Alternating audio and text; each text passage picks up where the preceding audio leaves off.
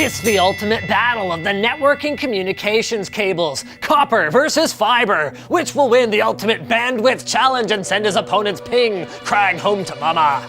Let's begin with the key characteristics of those good old reliable copper phone lines. That's right, the same basic infrastructure that we've been using since the beginning of the 20th century. Copper is highly conductive. This is what makes it so great for carrying the power to your home that you need to do all the things that are important that you need to do there. And copper wires use the movement of electrons to carry signals by modulating a waveform at one end, then demodulating it at the other end to convert the patterns in the waveform into an analog or a digital signal. A device that modulates and demodulates is called a modem. The problem is that copper, even higher bandwidth coaxial cables, can carry only a small number of waveforms, limiting its maximum data capacity. And these waveforms degrade very quickly as the distance between the communications devices increases. In fact, copper only has two main advantages today. One, it's much less expensive per unit distance than fiber, and two, it's already deployed basically everywhere. Thanks, telephone and television. Modern fiber optic cable, invented by Corning Inc. in the 70s, changed the game completely by allowing the use of light bursts to carry a signal instead of waves traveling through metal. Today, these cables are made up of a highly transparent, flexible glass core wrapped in a series of layers that protect both the integrity of the signal in the glass and the structure of the glass inside from the elements. Because this is light traveling through a nearly transparent medium, it moves at approximately 200,000 kilometers per second, actually not that different from an electrical signal through copper, but much more importantly, the integrity of the signal, the ease with which we can interpret the light on versus light off at either end, is much easier to maintain at higher switching speeds and over longer distances. I mean, we're talking thousands of kilometers, like across oceans, giving fiber optic cables an enormous advantage in speed and, well, distance. There's lots of other cool stuff too. Optical signals are immune to electromagnetic interference. Individual fibers can be bundled together during installation, some for use now, others dark for expandability in the future. Depending on the requirements, fiber can be used with LEDs or lasers, and an individual fiber might transmit multiple wavelengths or colors of light at the same time to be split out at the other end to further increase capacity.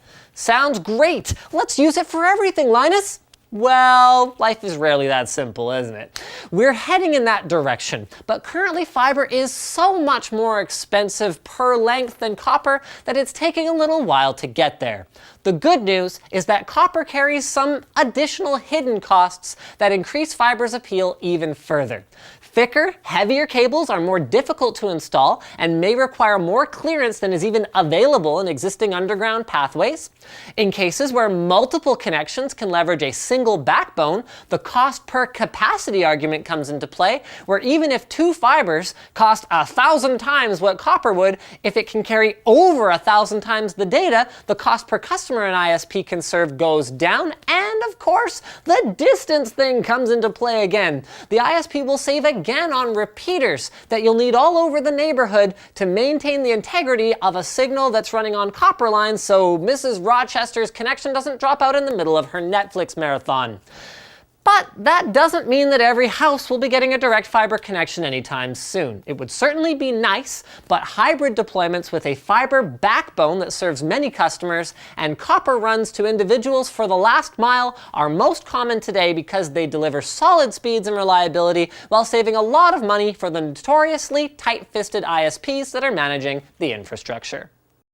Speaking of whatever it is I was just talking about, our sponsor today is Fractal Design, and instead of me telling you guys about their simple Scandinavian design and great power supplies, cases, and cooling products, we actually weren't sure what to do this time. So I was like spitballing ideas and was like, what can we get at a dollar store? Like glitter. And Nick's like, yeah, sure. So he goes to a dollar store and comes back with a tube of glitter glue.